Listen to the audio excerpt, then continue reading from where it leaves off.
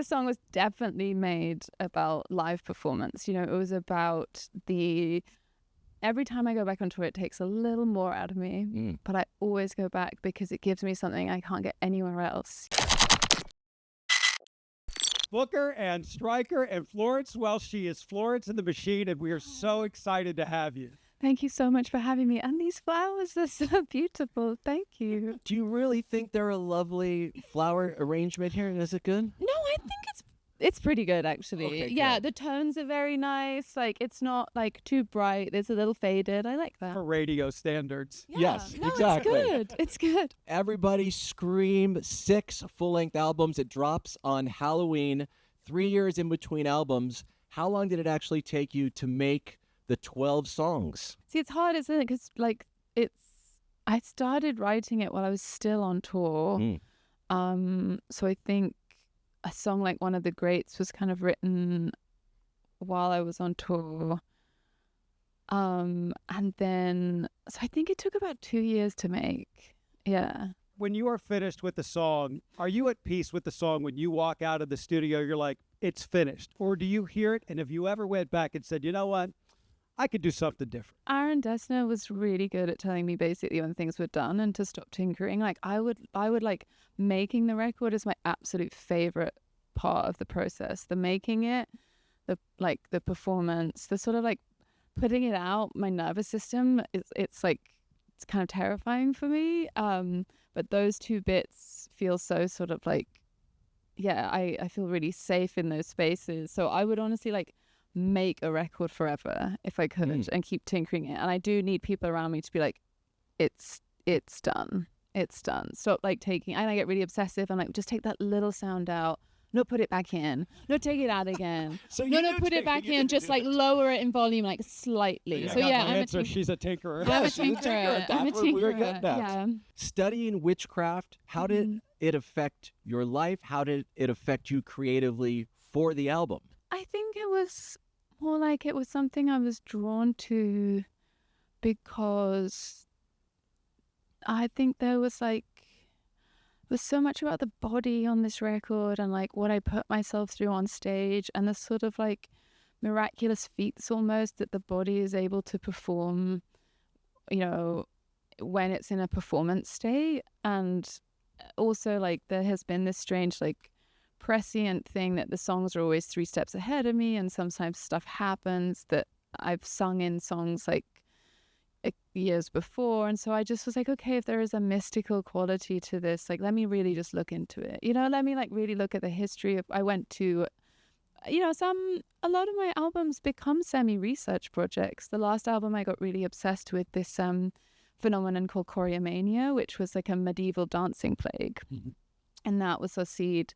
So I was researching that, and I think I would have loved to be a historian like my mom, but I cannot remember a single date.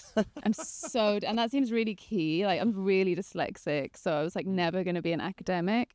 But the albums themselves become some like research projects sometimes, and I went to libraries that specialize in, you know, esoteric imagery and, you know, looking into medieval history of magic and witchcraft and things. Wow. And the albums everybody screams. So was it quite fortuitous that this would come out on Halloween?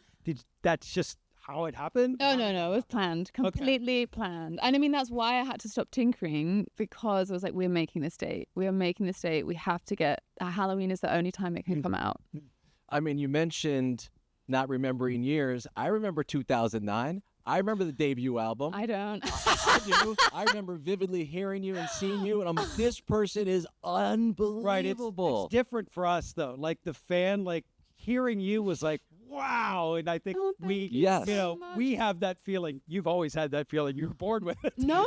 But it was just like when when that first blew up, like I hardly remember any of it. You know, it happens so fast. You're traveling so much. Like there's some drinking involved, but you're kind of like, so that the whole thing when it kind of started blowing up, like it's like there are whole sections of it that I just have. Did you know it was happening? Or did you, I mean, do you have a sense to someone if it's on your first record, weirdly you think it's something that just happens. You're like, you just sort of like don't, then you just kind of are going with it because you've no experience. Like, you're just like, oh, okay, like, I guess this is what we're doing, you know? I think it's only on consecutive records when you don't win the awards that you realize like it's not something that just happens. You're like, oh, okay, like that's not something they just give you. There's no participation trophy. You earned them. We got it. Okay, good. I love following you on social media. Do you enjoy posting on social media, or do you enjoy looking at other people's stuff more? I don't know if I like any of it. Okay. All right. Sorry, is that the wrong thing? No, to there's say? no such thing as the wrong thing.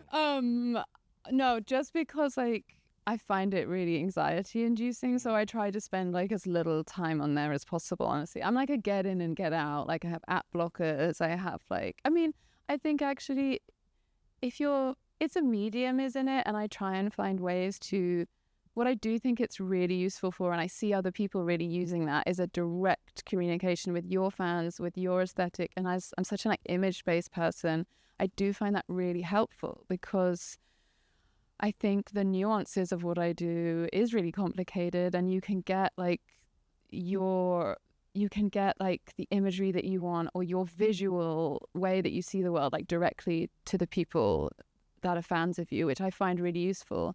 But the actual like scrolling, I find like totally destroys my brain. So I try to get in and get out. Gotcha. You mentioned that you love being in the studio and it's your favorite part of things. Rate your love for performing.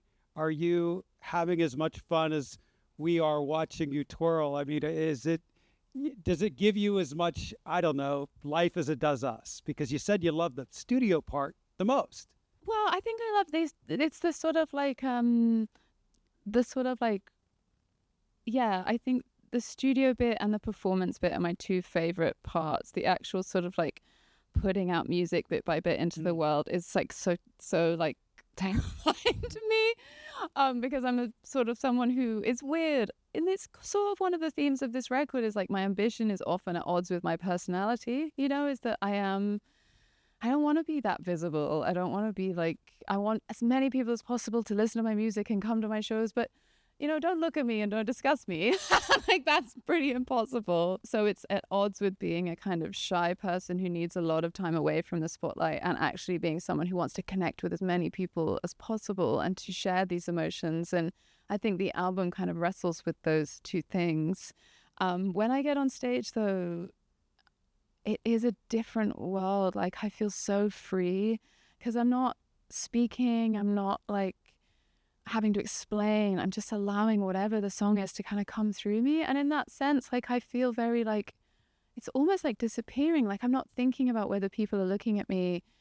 It's so free for me. Like, it's almost like vanity or self-consciousness just goes away. And I think, yeah, like, when I'm doing promo, that there's not a way. I'm like, does it look okay? Like, do I look nice?